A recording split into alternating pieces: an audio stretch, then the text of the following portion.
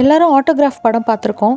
அதில் வர திவ்யா கேரக்டருடைய இன்டெலிஜென்ஸ் பற்றி தான் இந்த வீடியோவில் பேச போகிறோம். இது episode 2 of 25 days 25 characters in Tamil cinema. இங்கே இன்டெலிஜென்ஸ்ன்னு நான் சொல்கிறது ஒர்க்கை தாண்டி அவங்களுடைய மென்டாலிட்டி. அந்த மூவியில் ஸ்னேகா கேரக்டரே 30லேருந்து 40 நிமிஷம் வரைக்கும் தான் வரும். பட் அந்த 40 நிமிஷத்துலையும் நமக்கு நிறைய விஷயத்தை கற்றுக் கொடுத்துருப்பாங்க. வாழ்க்கையில் நம்ம ஒரு கட்டத்தில் உடஞ்சி போய் நிற்போம். எல்லாமே முடிஞ்சு போச்சுன்னு தோணும்.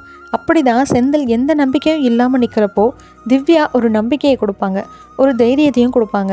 ஒரு டைம் சேரன் கேரக்டர் வாழ்க்கையை வெறுத்து பேசுகிறப்போ ஹோமில் இருக்கிற டிசபிள்டு சில்ட்ரனை காமிச்சு இவங்க வாழ்க்கையை விட உன்னோடது ஒன்றும் வாழ்கிறது கஷ்டம் இல்லைன்னு அவருக்கு புரியவும் வைப்பாங்க.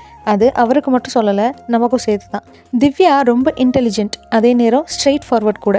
சேரன் கேரக்டர் ஒரு டைமில் அவர் எக்ஸில் அவரை பார்த்து தடுமாறுற அந்த நிமிஷம் கூட அவருக்கு புத்தி சொல்லி ஒரு நல்ல ஃப்ரெண்டாக அவரோட தப்பை சரி பண்ணுவாங்க. சூசைடுன்ற தப்பான முடிவெடுத்தவங்க தான் திவ்யா.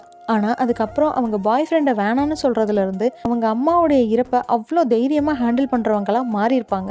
இவங்க கிட்டே இருந்து emotional maturity, emotional intelligence, courage, helping mind, clarity அப்படின்னு இன்னும் நிறைய சொல்லிகிட்டே போகலாம். நான் இப்போ பிஹேவ் பண்ணுறதுக்கு எனக்கு ஸ்னேகா மேமோடைய இந்த கேரக்டர் ரொம்ப பெரிய இன்ஸ்பிரேஷன். இவ்வளோ நல்ல விஷயம் பண்ணாலும் திவ்யா பண்ண ஒரே ஒரு தப்பை நம்ம கண்டிப்பாக அவாய்ட் பண்ணணும். அது என்னன்னு படம் பார்த்தவங்களுக்கு தெரிஞ்சால் கமெண்ட்டில் சொல்லுங்கள். என்னோட வீடியோ உங்களுக்கு பிடிச்சிருந்ததுன்னா இன்னொரு ஃபாலோ பண்ணிக்கோங்க.